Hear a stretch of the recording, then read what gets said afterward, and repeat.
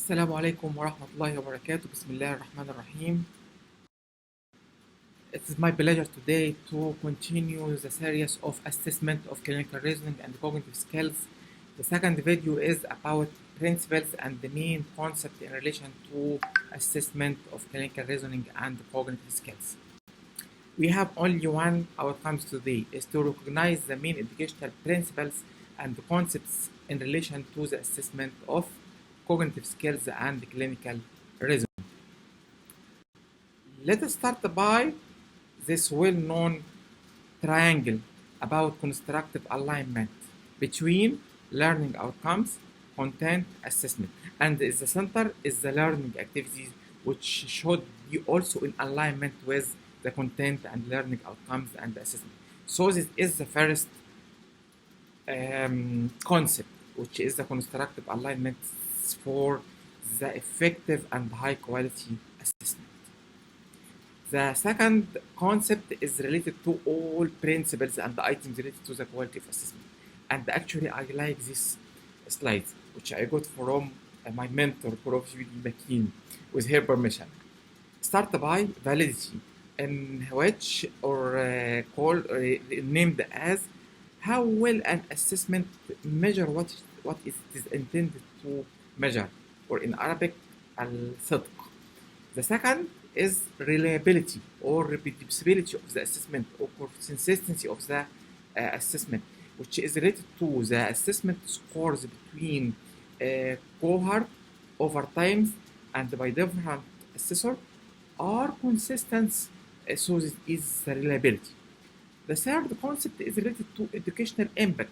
By educational impact, we mean that our assessment measure or assess learning outcomes with importance and necessity, not just a trivial outcomes. The fourth is related to visibility. Is the assessment tools or strategies is feasible to be implemented? For example, I wanted to implement OSCE exam, but I didn't have enough resources to develop it. I mean here by resources, human resources, clinical skills centers, trained faculty member. So visibility is one of the most important elements for the assessment principles. The fifth is related to cost effectiveness. Is this assessment strategy or tool has a reasonable cost effectiveness? And by the way, we mean here by cost effectiveness not only money, but times, resources, and the efforts to implement this assessment tool. The last but not least is the acceptability of the assessment to all stakeholders, to our student, to a faculty member, and even to the labor market. So in summary, we need to respect and to avoid any element that threats validity, reliability, educational impact, visibility, cost effectiveness, and acceptability. Also, utility function, utility equal reliability multiplied by validity multiplied by educational impact multiplied by acceptability and multiplied by cost. By the way, this is not a just mathematical formula, but it is not a mathematical formula at all. But the problem in this formula, if any element of this is zero, assessment will fail.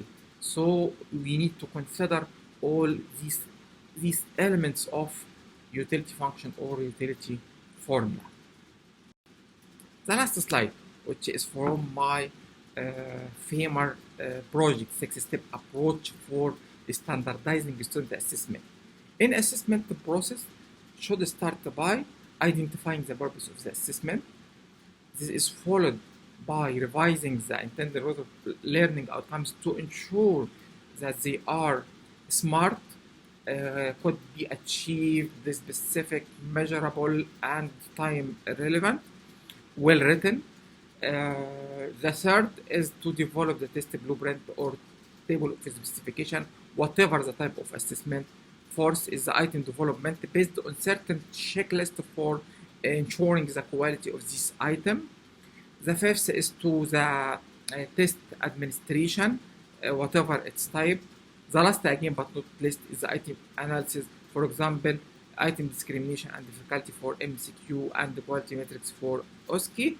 And to close the loop of assessment, sometimes we need to develop an action plan for improvement to ensure that we are on the track of quality of assessment. So this is some important principles and concepts we should consider before starting to the process of developing the assessment tools and strategies for assessing high cognitive skills and the clinical resume. I hope in this short video I cover the main educational concept and the principle for effective assessment in relation to clinical reasoning and high cognitive skills. Inshallah, we'll meet shortly in the next video, which about the process of clinical reasoning and what to be assessed before we finalize this series by the tools and strategies for assessment of high cognitive skills and clinical reasoning. Thank you and see you soon in our third video. Assalamu alaikum wa rahmatullahi wa barakatuh.